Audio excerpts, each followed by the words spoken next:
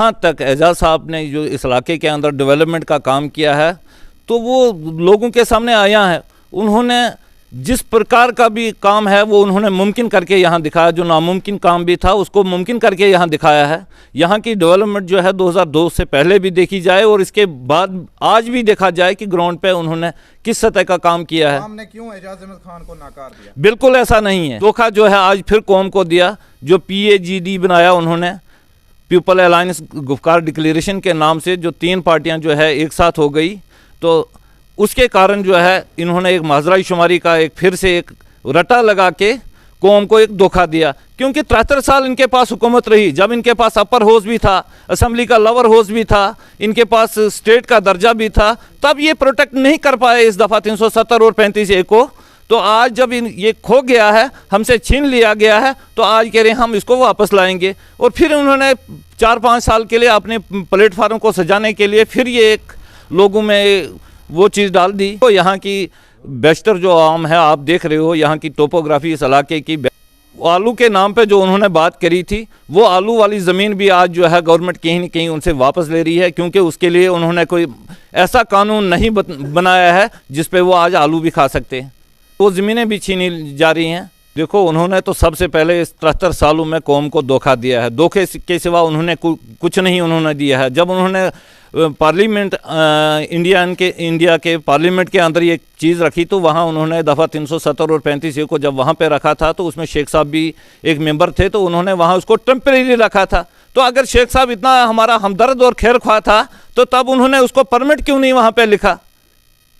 तो ये चीज़ें हमने एक भरोसा किया, हमारे बुज़ुर्गों ने एक भरोसा किया था कि शेख साहब हमारे यहाँ के बाबाई कौम है। तो लेकिन उस बाबाई कौम ने हमारे 73 सालों में धोखा दिया। और बिलाखिर मुझे जब ये लगा, जब मैंने उनकी पूरी हिस्ट्री जो है वो निकाली, उनका देखा कि हर चीज़ जो थी वो उन्होंने झूठी यहाँ पे कही। कभी 98 का नारा दिया यहाँ पे, कभी 35 ये क्या नाम लेते हैं हमारी चलाई, लेकिन ये सारी चीज़ें जो है ग्राउंड लेवल पे नाकाम रही। हमने बार बार उनको जब मैंडेट दे के उन्होंने अपनी असेंबली के अंदर न लोअर हाउस में न अपर हाउस में कुछ किया नहीं, तो बिलाखिर हमने भी ये सोचा कि ये कौम को सिर्फ लूटते जा रहे हैं, अपना दबदबा जो है वो बनाए जा रहे हैं। मकामी सतह पे अगर हम हार भी गए, लेकिन ये ऐसा नहीं है कि हम ग्राउंड पे मजबूत नहीं हैं, हम बहुत मजबूत हैं। आज हमें कैंडिडेट उतारने में कहीं न कहीं जो है वो देर हो गई, तो इसके कारण जो है हम ये इलेक्शन जो है यहाँ पे DDC का हार गए।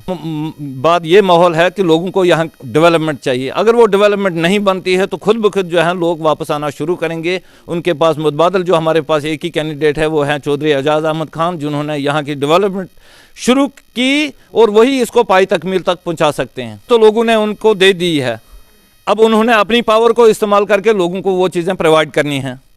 बड़े बड़े उन्होंने दावे किए, जहां उन्होंने ट्यूबवेल्स की बात करी है, जहां उन्होंने ट्रांसफार्मर की बात करी है, कहीं कहीं वो हैंडपम्प्स की बात करी है, कहीं स्कूलों में स्टाफ की बात करी है, या कहीं अपग्रेडेशन की बात करी है, या दफ़ा 370 को वापस लाने की या 35A को वापस लाने की बात करी है। उनको करना चाहिए, उस पर काम करना चाहिए उनको, और लोगों के बीच में आना चाहिए।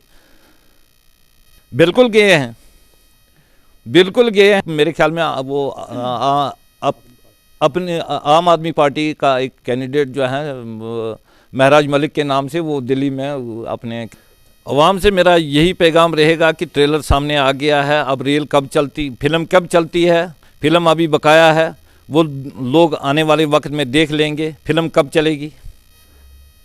तकरीरें तो इन्होंने बहुत सारी की, तकरीरें तो लोगों को याद होंगी कि कौन कौन से वादे इन्होंने किए, किस किस चीज़ के लिए वादा किया है, वो तो आना अभी बाकी है।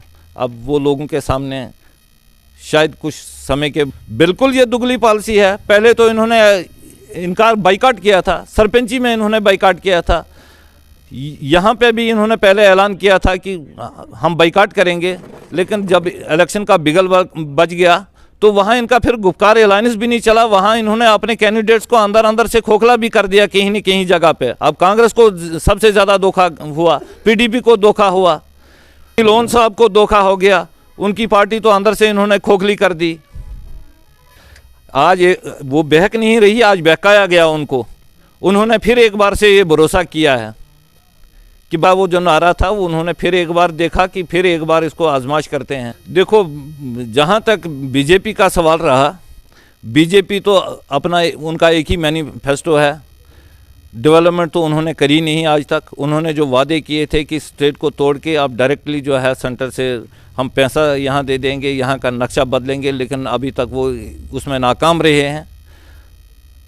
तो रहा एनसी का सवाल, उन्होंने फिर एक बार कौम को जो है धोखा दिया है। यहाँ की डेवलपमेंट अगर वो कहें तो या तो फिर कांग्रेस के दौर में बनी है, यहाँ पे सिर्फ अपने चौधरी। बिल्कुल कहना चाहूँगा, इन्होंने जब अटानमी का एक नारा दिया था 1996 में कि बंदूक को संदूक में बंद कर दो, मुझे अच्छी सी याद है जब इन्होंने अपनी विक्ट्री की जो है 2 उंगलियां ऊपर खड़ी की थी, तो फारूक साहब के ये अल्फाज थे कि हम अटानमी आपको देंगे, लेकिन वो अटानमी उन्होंने बिल तक उसका नहीं बनवाया, क्योंकि उस वक्त इनके पास 2/3 अक्सरियत थी। लोअर हाउस भी इनके पास था और अपर हाउस भी। अगर उस वक्त ये उसको इम्प्लीमेंट करते, यहाँ से उस बिल को पास करके मरकज़ी सरकार को भेज देते, तो वो इम्प्लीमेंट हो जाता था उस वक्त।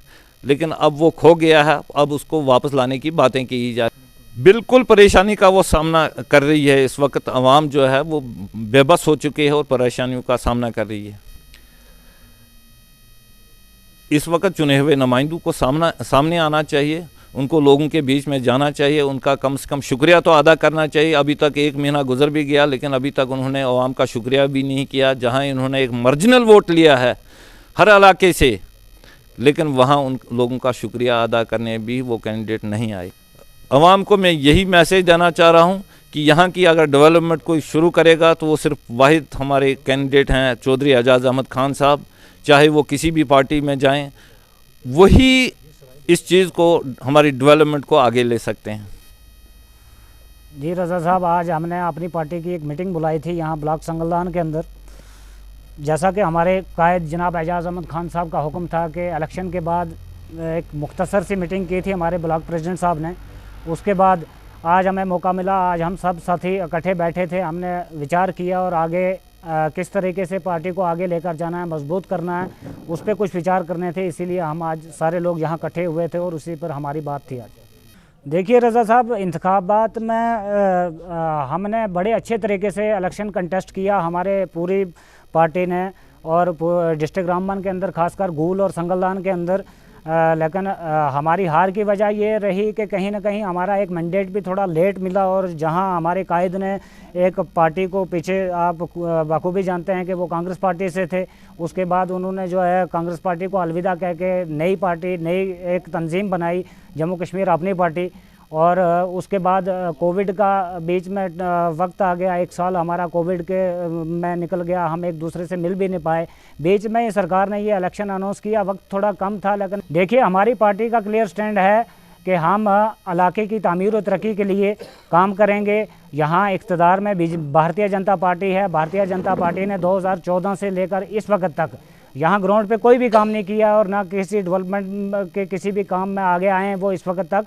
हम इंशाल्लाह लोगों के, गरीब लोगों के मसले मसाइल उठाएंगे और शाना बशाना लोगों के साथ रहेंगे और लोगों के काम करेंगे और पार्टी को भी मजबूत करेंगे। भारतीय जनता पार्टी तो खोखले वादे, अपने खोखले नारे और तरह तरह के नई नई स्कीमें सरकार अनाउंस कर रही है, लेकिन ग्राउंड पे कुछ भी नहीं हो रहा। तो जाहिर सी बात है, नेशनल कॉन्फ्रेंस लोगों के सामने बीजेपी के खिलाफ और बीजेपी की सारी पॉलिसियों को नकारती हैं। वहाँ अंदर अंदर से यहाँ इनका सारा कुछ एक ही तरीके का, एक प्लेटफॉर्म पे बैठते हैं, ये सारा कुछ एक तरीके का है, और एक ही तरीके से इन्होंने 70 साल से जो है इस रियासत का इस्तेसाल किया है। लिहाजा हम आज के बाद आवाम, रियासत जम्मू कश्मीर की आवाम और बिलखसूस गूलरनास की आवाम से ये दरख्वास्त करते हैं कि हमारे कायद जनाब एजाज अहमद खान साहब ने इस इलाके के अंदर एक तामीर और तरक्की का दौर शुरू किया था, उसको दोबारा पाए तकमील तक पहुंचाने के लिए जनाब एजाज अहमद खान साहब के हाथ मजबूत करें, अपनी पार्टी का साथ दें। और एजाज अहमद खान साहब चंद ही दिनों के बाद यहाँ गोल में तशरीफ़ ला रहे हैं, और मज़ीद भी हम उस पर जो है बात करेंगे।